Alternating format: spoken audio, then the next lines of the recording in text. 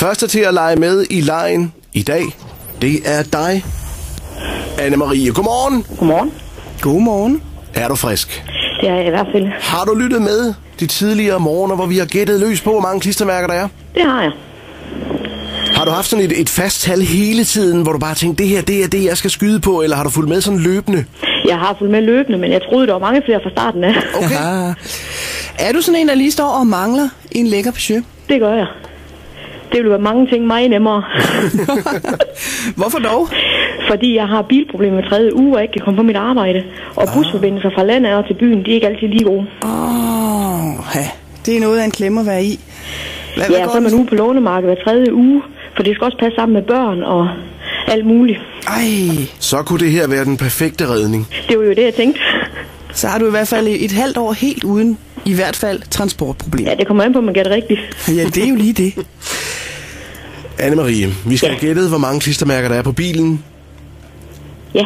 Hvor mange tror du, der er på vores vinderbil? Peugeot 308 fra Erik Meibom. Jeg tror, der er 757.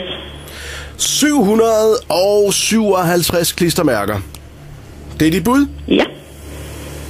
757 klistermærker. Så er det nu, vi plejer at sige, enten højere eller lavere. I dag, der siger vi, du har vundet en bil! Ej, hvor fedt. Hey! 757 klistermærker, det er, hvad der er på bilen. Det var sgu da fint. Anne-Marie, tillykke fra Adam og Lisbeth, og også fra Guld FM. Tak skal I have. Der fik du lige en lidt nemmere sommer, hva'? Det må man sige. Anne-Marie, er du rystet? Fuldstændig. Du blev næsten helt paf. Jamen, jeg havde godt tænkt over det her særligt et par dage, men at det så var det rigtigt, det er jo ikke til at vide.